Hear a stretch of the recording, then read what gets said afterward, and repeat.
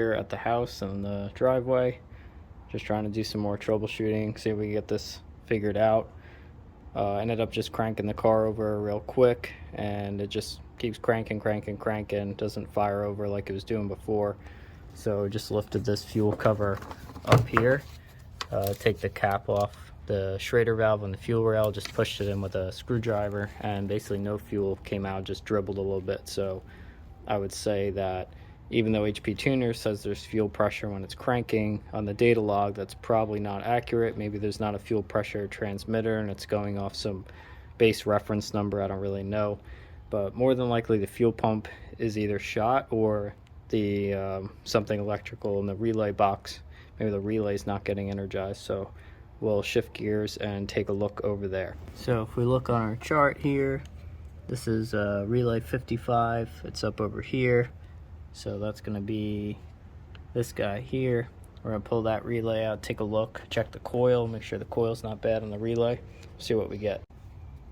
So all relays generally have the diagram on them. I'm not sure if we're gonna be able to focus on that. Seems like the camera doesn't want to pick that up. But anyway, we're just going to test the coil side of the relay. If the coil side, the ohms are good, generally the relay's good. We could hook it up to a power probe and get the relay to click and verify that the circuit closes. But we'll just do an ohms check on it to check the coil on the relay first. So terminals 86 to 85 is the coil. And you'll see here we got 83 ohms, and how we can know that's good. Generally on a relay that's pretty good, but we could pull a like relay like this AC compressor one out and just compare it, and then we'd know, okay, that relay is fine. There's also a fuse for the fuel pump too, which is number 20. So that's here on this spot right below the relay there. So we just checked that fuse looks fine. Alright, so what I did now was to just flip the AC compressor relay with the fuel pump relay, just because they're the same one. So I wanted to just crank it over, see if that made any different. It feels like the stabs in the relay are seating in tight. There's not like a loose connection or anything like that. So let's try that out.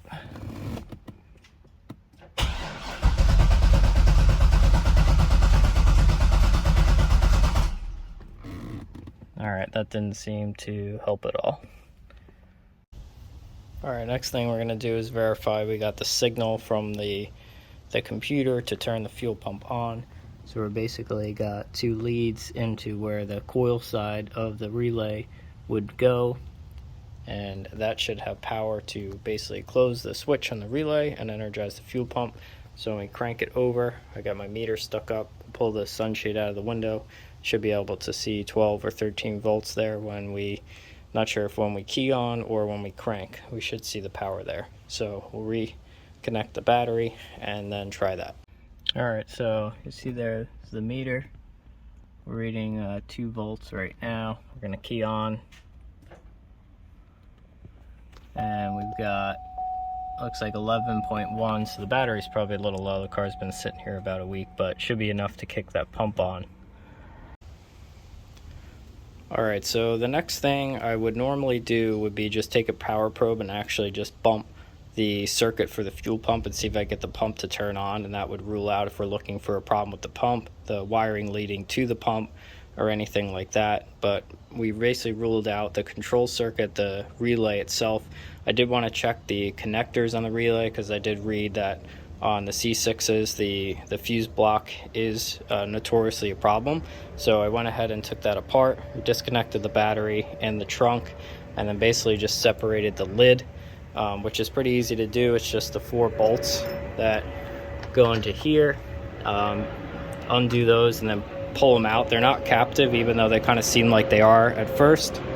We'll wait for this airplane to finish. And then you just basically separate the plugs. These plugs are going to be actually stuck into the bottom of the box, but you just grab them with your fingers and just kind of wiggle them out, and then you could get them to lay in the tray. The one on the left is a little tighter just because the wires are shorter, and you just kind of wiggle them down out of the tray here, and it's not too bad to do. So anyway, the part I wanted to highlight without even mapping out which terminal it is. I don't know if you guys could see it here on the camera, but you'll notice that this one is actually discolored.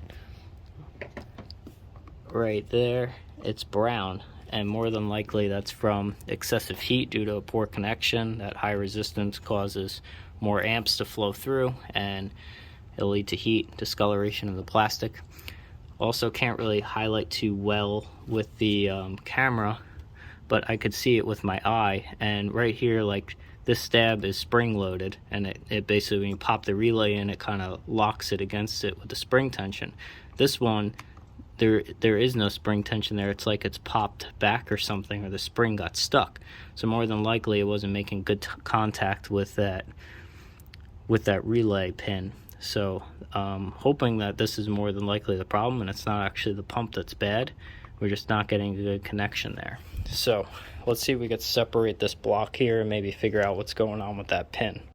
All right, we just popped the wire lead out of the socket. The green strip right here, you just pop that out, and that's actually like a lock to keep them in. And then there's a small little tab inside. You see these gray tabs in the middle. You just kind of push that back with a screwdriver and then pull that pin out. That stuff's like, it can't really videotape it while you're doing it because you wouldn't see those fine details, so I think it's probably just better I walk through and explain it after I do it. But this is pretty discolored in here, and the little tab that's supposed to be spring loaded, it's bent like down, so it wouldn't actually like lock in and make contact. So I'm gonna see if I can get my screwdriver in there and just flick this tab back up and kind of get some spring load back on it and see if that will work. All right, let's see if she'll come to life. Let's see what we got.